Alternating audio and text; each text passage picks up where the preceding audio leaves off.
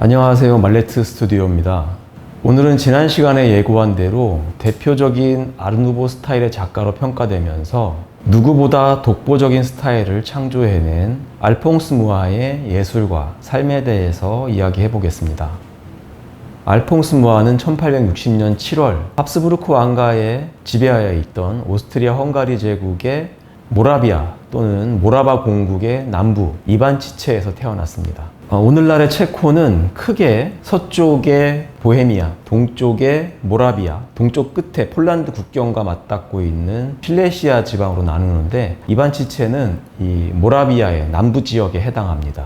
어린 시절 음악에 뛰어난 재능을 보였던 무아는 모라비아 공국의 수도격인 브루노라는 도시의 성 토마스 수도원에서 성악과 바이올린을 공부했습니다. 그런데 넉넉하지 못한 형편과 이 수도원이 훗날 체코 국민음악의 선구자가 되는 레오시 아나체크에게 집중하기로 하면서 무아는 음악 공부를 중단하게 됩니다. 아마도 이 시기를 즈음해서 자신의 다른 재능인 그림으로 목표를 바꾼 듯 합니다. 무아는 1881년 그림을 그리기 위해서 비엔나로 갔고 거기에서 무대 세트를 만드는 회사의 견습 화가로 일했습니다. 그런데 얼마 지나지 않아서 극장에 불이 나면서 이 일자리가 끊어지자 다시 어쩔 수 없이 모라비아로 돌아가게 되었습니다.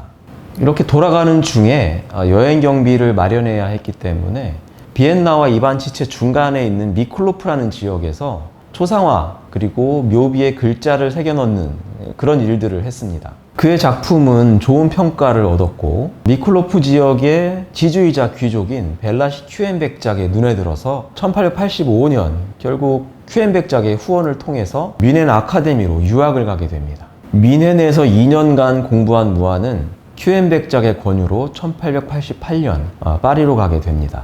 파리에서는 아카데미 줄리앙 등에서 공부했는데 이 시기 여성 누드와 우화 그림을 전문으로 하는 쥐엘 르페부르와 사실적이고 극적인 스타일의 역사 및 종교 그림을 전문으로 하는 장볼 로랑의 지도를 받았습니다.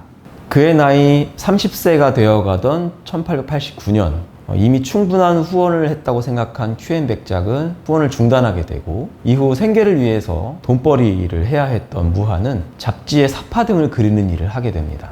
그러던 중 1894년 우연히 당대 파리 최고의 여배우였던 사라 베르나르의 연극 지스몽다의 포스터를 그리게 되는데 이 사건은 무아의 인생에 큰 전환점이 됩니다. 연극 지스몽다는 1894년 10월 31일 초연을 하면서 큰 인기를 얻었고 크리스마스 연휴 이후에 속편을 공연하고자 했던 사라 베르나르는 1894년 12월 26일 이 속편의 포스터를 그려달라고 의뢰를 하게 되는데 이것을 다음해 1월 1일까지 완성해달라고 합니다. 때는 크리스마스 연휴 기간이었기 때문에 정규 아티스트가 없었던 출판사는 마침 회사에서 교정을 보고 있던 무아에게 이 포스터의 디자인을 맡깁니다. 이에 무아는 이 지스몽다 포스터를 석판화로 완성하게 되는데 이 포스터 한 장은 예술가로서 그의 입지를 단숨에 끌어올립니다. 기존 연극 포스터 규격과는 다른 세로 2m가 넘는 파격적인 크기, 황금색, 다망색, 초록색 등 부드러우면서도 대담한 색채, 겹쳐 찍는 석판화의 기법 이런 것들을 잘 활용했습니다. 포스터에 묘사된 베르나르는 연극의 한 장면처럼 비잔틴 귀족 여성의 의상을 입고 난초로 머리를 장식하고 야자나무 가지를 들고 있는 고귀한 모습입니다. 또한 그녀의 머리 뒤에 이름을 적어 넣은 아치는 마치 후광처럼 그녀의 얼굴에 집중하도록 하고 여신처럼 보이게도 합니다. 짧은 작업 시간 때문이었는지 위쪽의 연극 제목 배우의 이름이 들어간 부분만 모자이크 타일 형태로 장식하고 배경의 많은 부분을 장식 없이 비워두었습니다. 또 하단에는 극장 이름만 간결하게 적어서 필수 정보만 제공하고 있습니다. 이 포스터는 1895년 1월 1일 파리 거리에 내걸리자마자 대단한 반향을 일으켰을 뿐만 아니라 의뢰인인 사라 베르나르 역시 매우 만족했다고 합니다. 이에 무아는 베르나르와 6년간 전속 계약을 체결하게 되고 이 때문에 그는 더욱 유명해지게 됩니다. 이후 베르나르는 무아에게 포스터뿐만 아니라 연극 무대, 무대 의상, 액세서리, 소품 디자인까지 의뢰합니다. 이를 통해 명성을 얻은 무하는 샴페인 라벨, 담배 케이스, 과자 상자 등의 제품 디자인부터 철도 여행 포스터, 달력, 유명 레스토랑 메뉴판, 잡지 표지 등 다양한 상업 디자인 의뢰를 받으면서 경제적으로도 안정과 여유를 찾게 되었습니다. 그의 디자인의 대부분은 금발에 컬링된 풍성한 머리카락이 프레임을 채우는 호화로운 배경 속에 아름다운 여성에게 초점을 맞추는 것이었습니다. 파리와 모나코 몬테카를로를 잇는 철도 노선을 위한 포스터를 예를 들면 기차나 모나코, 몬테카를로 등에 집중하기보다는 여행에 대한 기대감에 빠진 아름다운 젊은 여성을 보여주고 그 주변에 기차의 바퀴가 돌아가는 것을 암시하는 소용돌이 치는 꽃 이미지로 장식하는 시기였습니다. 1900년 파리 만국박람회는 대규모 아르누보 전시로 유명했습니다. 무하 역시 이 박람회에 참여하는데 기존 작품 활동 이외에 예술가로서 또 다른 면모를 보여주는 방식으로 접근합니다. 무하는 오스트리아 정부의 전시회에 설치할 전시관 보스니아 헤르체고비나 전시관의 벽화 제작에 지원합니다.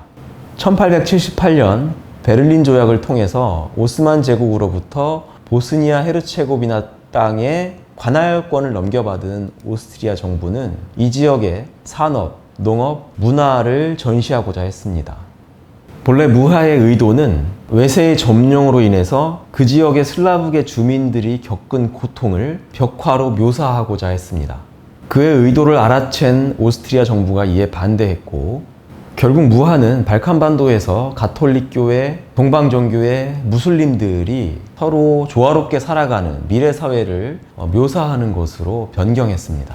그럼에도 무하는 결국 이 벽화에 외국의 통치하에 있는 보스니아인의 고통을 담은 몇 가지 이미지를 은근히 그려 넣었습니다. 그의 이 작업은 이후 그의 인생의 역작인 슬라브 서사시와 연결되는 지점이 있는데 이것이 전환점이 되었다고 하기보다는 그가 비엔나, 미넨, 파리 등 외국 생활을 하면서 만난 슬라브족 커뮤니티를 통해서 얻게 된 민족주의적 성향이 내재되어 있다가 본격적으로 발현되는 과정이었다고 생각합니다. 지금까지의 무하의 작품들을 종합적으로 평가해보면 화려한 장식과 풍부한 디테일, 꽃과 식물줄기 또는 이를 연상시키는 여인의 풍성한 머리카락 등 화려하고 유려한 곡선이 주를 이루는 아르누보 스타일을 명확하게 보여줍니다. 이것이 아르누보 스타일을 무하 스타일이라고도 부르는 이유입니다. 또한 장식미술, 상업미술이라는 분야에 걸맞는 포스터 등 그래픽 디자인 분야에서 독보적이며 선구적인 스타일을 제시함으로써 이후 오늘날까지 순정 만화, 애니메이션, 게임 그래픽 등에 지대한 영향을 미친 것으로 평가할 수 있습니다. 이처럼 파리에서 성공을 구가하던 무하는 1906년 미국으로 진출하게 됩니다. 여기에서도 특유의 여성적인 스타일과 화려한 디자인으로 큰 성공을 거둡니다. 그의 미국행에 대해서 훗날 슬라브 서사시 연작을 위한 자금을 마련하기 위함이었다라고 평가하기도 하는데 그것까지는 잘 모르겠습니다만 아무튼 그는 미국에서 사업가이자 아랍과 동유럽 문화에 관심을 가졌던 찰스 크레인을 만나게 됩니다. 1910년 50세의 나이로 고향인 체코로 돌아온 무하는 크레인의 후원에 힘입어 체코를 포함한 슬라브 민족의 천년간의 역사 중 결정적인 순간을 담은 20편의 초대형 연작 시리즈 슬라브 서사시 작업에 몰두하게 됩니다. 그의 역작인 슬라브 서사시에 대해서 알아볼 텐데요. 그가 왜 이 작업에 그토록 열중했는지를 알기 위해서는 전 슬라브족, 범슬라브주의에 대해서 간단히 살펴볼 필요가 있습니다.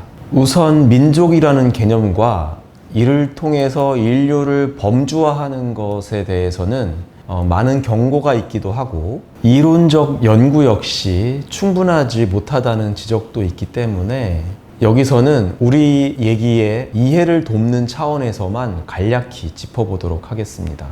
슬라브족이란 슬라브어를 사용하는 사람들의 집단을 말한다고 하고 최초의 폴란드 동남부, 우크라이나의 북서부, 벨라루스의 남서부 지역을 기반으로 시작된 민족이라고 합니다. 지리적으로 보면 유럽, 서아시아, 중동의 중심에 위치하고 있습니다. 그러다가 여러 방면으로 퍼져나갔는데 오늘날을 기준으로 이들을 나누면 서슬라브, 동슬라브, 남슬라브로 나눌 수 있다고 합니다. 유럽의 화약고라고 불리는 발칸반도의 대부분의 지역에 해당하기도 하고, 과거로부터 유럽의 로마 카톨릭, 중동의 이슬람, 그리고 동로마와 러시아의 정교회 등이 부딪히는 장소이기도 합니다. 슬라브라는 단어는 원시 슬라브어 슬로보에서 온 말인데, 이것은 말, 단어라는 뜻으로 자신들과 말이 통하지 않았던 게르만족들과 자신들을 구분짓는 과정에서 말하는 자라고 자신들을 지칭하는 과정에서 쓰였을 것이다 라고 알려지고 있습니다. 그런데 이후 이 단어는 영어의 슬레이브, 즉 노예라는 뜻의 어원이 되기도 하는데, 이는 슬라브족들이 바이킹이나 유목민 노예상들에게 정복당하거나 노예로 팔려나가는 일이 잦았기 때문이라고 합니다. 실제로 근대 이전에 이들의 땅은 게르만족인 신성 로마 제국과 오스만 튀르크 등에게 점령당해서 자신들의 땅에서조차 2등 시민의 지위에 놓여 있었고, 2차 대전 당시 히틀러의 나치는 유대인과 더불어 슬라브족을 운터멘시, 즉 인간 이하로 규정을 하고 이들을 학살 또는 추방하거나 노예로 삼을 계획을 가지고 있기도 했습니다. 19세기 중반 유럽에서 절대왕정이 무너지면서 점차 민족주의 개념이 생겨납니다. 서로마가 멸망하고 유럽의 지배층은 지역을 막론하고 프랑크 계통의 게르만족이 차지했습니다. 또 그들은 합스부르크 가문을 중심으로 한 복잡한 혼인동맹을 통해서 여러 지역을 교차 통치하기도 했습니다. 그러던 것이 지배층이 약해지자 기층 민중을 형성하고 있던 같은 언어와 풍습을 공유하는 사람들, 즉 민족을 중심으로 하는 국가 개념이 더욱 공고화된 것입니다. 다른 민족의 오랜 지배를 받아왔던 슬라브족 역시 다르지 않았는데, 슬라브족 고유의 정체성과 역사를 기반으로 집단을 형성하려고 하는 노력, 이것을 범슬라브주의라고 합니다. 이런 범슬라브주의에는 러시아가 발칸반도 지역의 슬라브족 공동체를 하나로 묶고 자신이 이를 주도하면서 유럽을 견제하기 위한 정치적 수단으로 사용하고자 했던 러시아 중심의 범슬라브주의도 있습니다. 하지만 무하가 감각적으로 받아들였던 것은 체코의 국부로 추앙받는 프란티셰크 팔라츠키나 러시아 출신 아나키스트이자 철학자인 미하일 바쿠닌과 같이 슬라브족을 억압하는 모든 체제에서 벗어나 독립하거나 슬라브 연방을 수립하고자 했던 보다 광범위하고 진보적인 개념의 슬라브주의로 여겨집니다.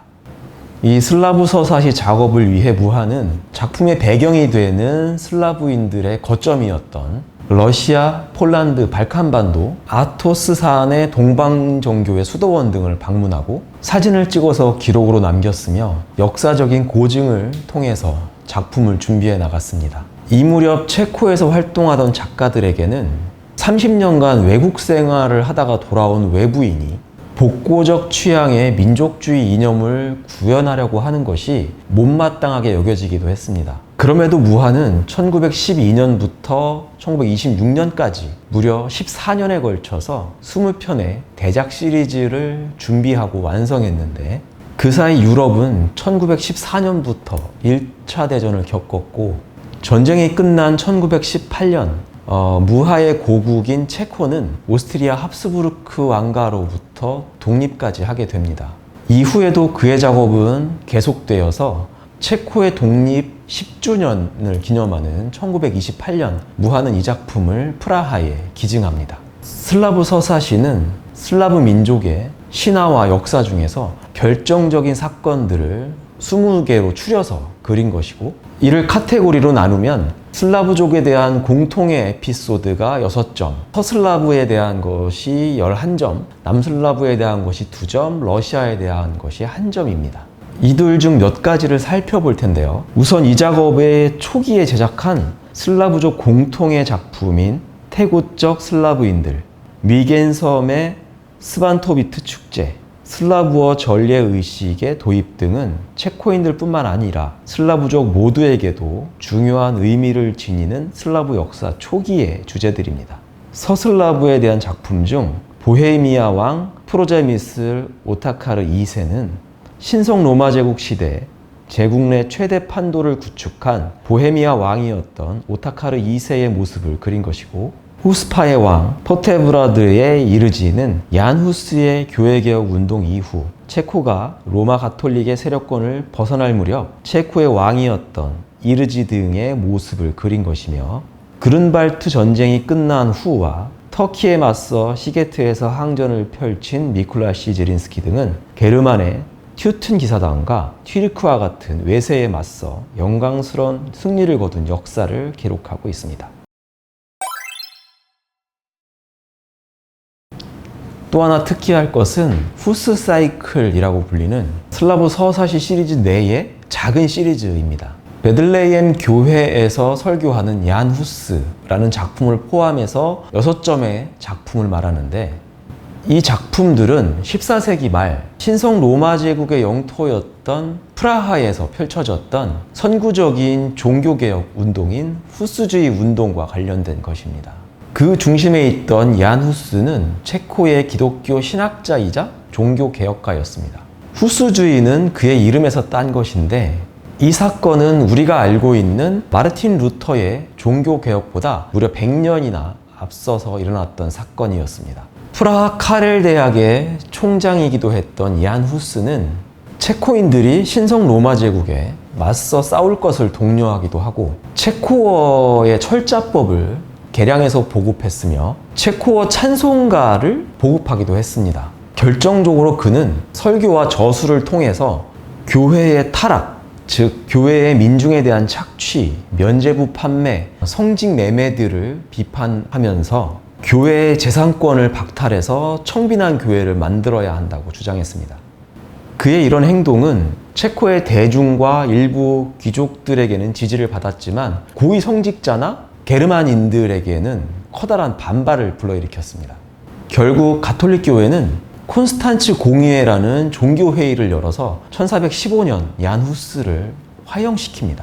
이 콘스탄츠 공의회는 아비뇽 유수가 끝난 1378년 이후 로마와 아비뇽, 피사 등으로 분열되어서 저마다 정통성을 주장하던 가톨릭 교회의 분열을 통합할 목적으로 열린 종교회의였는데, 그 자리를 핑계로 아예 교회에 대한 개혁을 요구하던 얀 후스까지 죽여버렸던 겁니다.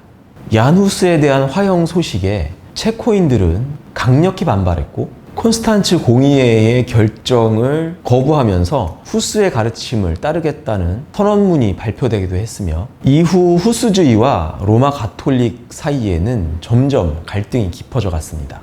일부 강경파 후스주의자들이 수감된 자신의 동료들의 석방을 요구하는 시위 도중에 시의회 의원들을 창밖으로 던져버리는 프라하 창밖 투척 사건이 발생하기도 했습니다. 이후 당시 왕이었던 바칠라프 4세가 죽자 후스주의자들이 보헤미아 지역을 장악했고, 결국 이를 진압하려는 신성 로마 제국과 후스파 사이에 후스 전쟁이 벌어집니다. 1420년 당시 신성 로마 황제였던 지기스문트는 10만 명의 십자군을 보냈지만 후스파에게 프라하의 비트코프에서 대패합니다.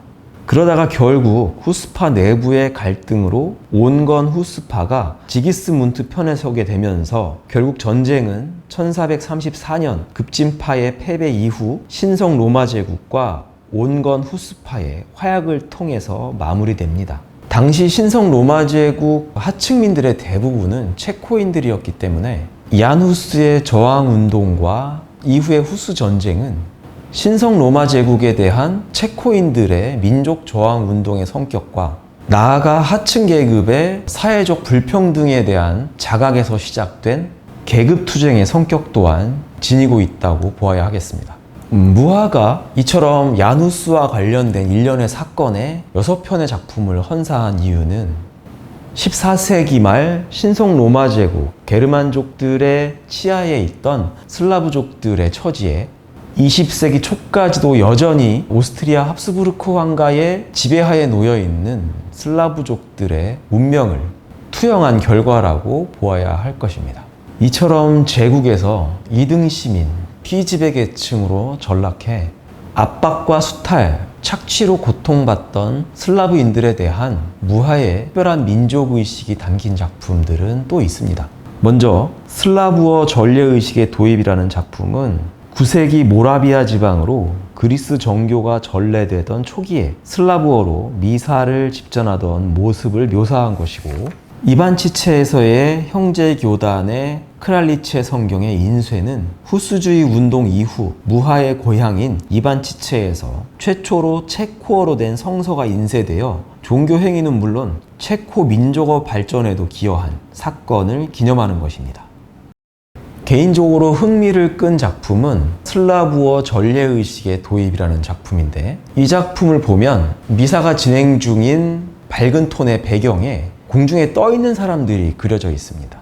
이 중 오른쪽에 떠 있는 4명은 그리스 정교를 받아들일 당시 왕과 귀족들이고, 가운데 2명은 정교를 전파한 키릴로스와 메토디우스 형제, 오른쪽의 사람들은 그 지역의 정교의 전파를 반대한 프랑크 왕국의 귀족과 수도사들이라고 합니다. 그런데 화면 왼쪽 아래에 동그란 원을 든 오른손을 치켜들고 왼손 주먹을 불끈 쥔 소년을 볼 수 있습니다. 동그란 원은 슬라브족의 단결을, 소년은 미래 세대를 의미한다고 할 수 있는데, 마치 연극의 마지막 장면처럼 보는 이로 하여금 슬라브인들의 단결을 호소하는 것처럼 보입니다. 무하가 슬라브 민족에 대한 신화적 내용과 중요한 종교적, 역사적 사실, 특히 외세에 저항한 내용들을 중심으로 다루면서도 외부와는 무관한 슬라브 민족 내부, 특히 러시아의 농노 해방에 대해서 다룬 것은 조금 특이합니다.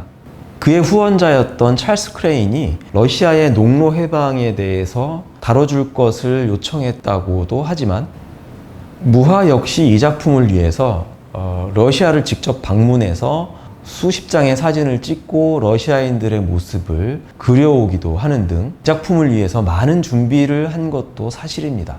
중세 이후 농노제를 폐지했던 유럽과는 달리 러시아는 1860년까지 농노제를 유지하고 있었습니다. 그러다가 러시아는 1856년 크림 전쟁에서 프랑스, 영국, 오스만의 연합군에게 패하게 됩니다. 이 크림 전쟁은 포탄, 철도, 전보 등 당시로서는 현대적인 기술이었던 이 기술들이 전쟁에 막 사용되던 시기였는데, 이런 기술적인 측면과 경제적인 면에서 유럽에 뒤처졌음을 깨달은 알렉산드르 2세는 근대화와 자본주의화를 추진할 필요성을 느끼고 1861년 농노해방령을 발표합니다. 농노해방령이 전적으로 긍정적인 결과를 가져온 것은 아니지만, 결국 일정 면적의 토지가 재분배되고 농노는 자유민이 되어서 자경농 또는 소작농, 도시의 공장 근로자가 되는 결과를 낳았는데, 이것이 러시아의 근대화를 촉진한 것은 사실이었습니다.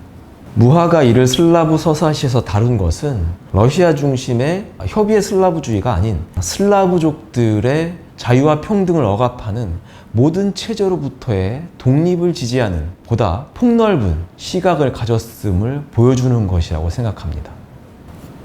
2차 대전을 준비하던 미치광이 히틀러는 1939년 3월 이미 프라하를 점령하고 체코를 보헤미아와 모라비아 보호령으로 선포합니다. 이 과정에서 무하는 불온한 예술로 대중을 선도했다라는 이유로 나치에게 체포되어서 며칠간 신문을 받고 풀려납니다. 하지만 79세의 고령이었던 그의 몸은 이미 망가져 있었고, 직후 발병한 페렴을 앓다가 1939년 7월 14일 사망하게 됩니다.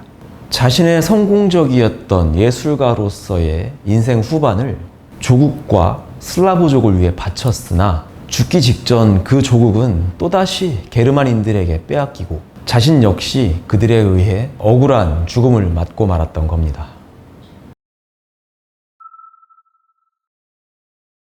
대한민국의 학생운동 계보를 크게 둘로 나누면 민중민주주의, 피플스 데모크라시를 표방하는 PD 계열, 민족해방, 내셔널 리버레이션을 표방하는 NL 계열로 나눌 수 있습니다. 특히 NL 계열을 다시 둘로 나눠서 이 둘의 주장을 구호로 정리를 해보면 하나는 양키 고음이고 하나는 위수김동입니다. 양키 고음은 아실 것이고 위수김동은 위대한 수령 김땡땡 동지 만세입니다. 즉 후자가 그 유명한 주체사상파, 즉 주사파입니다. 대학 시절 이 위수김동 하던 자들과는 도저히 토론이 안 되던 기억이 있습니다. 그럴듯한 형식 논리와 무가치한 단어들의 나열만 있을 뿐 내용이 없었기 때문이었는데 우리는 이를 궤변이라고 부릅니다. 그래서 저는 그들을 철학은 고사하고 고민도 없고 고민은 고사하고 생각도 없는 자들이라고 평가했습니다.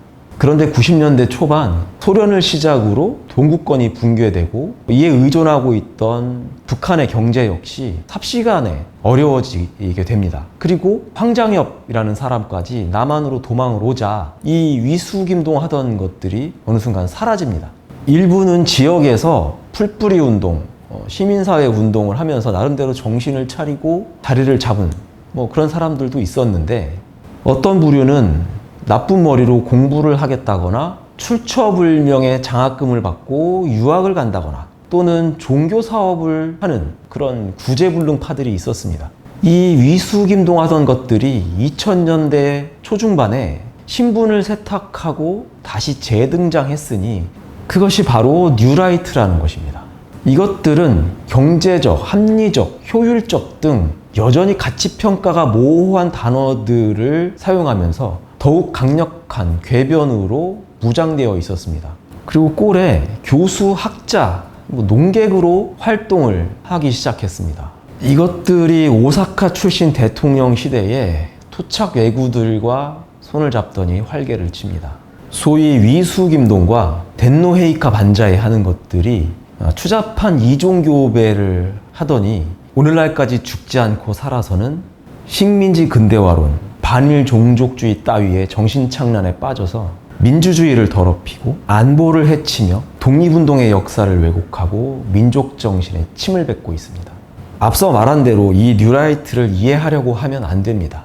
왜냐하면 이것들은 뉴도 아니고 라이트도 아닌 그저 돈과 권력에 대한 기회주의적 욕망만 있는 것들이기 때문입니다. 비유하자면 오크와 좀비가 대환장 콜라보를 하고 있는데 그들에게서 무슨 논리를 찾겠습니까? 영화에서 보는 것처럼 물리적으로 제거하는 방법밖에 없습니다. 오늘은 알퐁스 무아에 대해서 알아봤는데요. 뛰어난 천재성에 머물지 않은 현장에서의 경험과 노력이 오늘날까지 그를 장식예술, 실용예술 분야에서 아르누보의 선구자로 기억하게 하는 것이라고 생각합니다.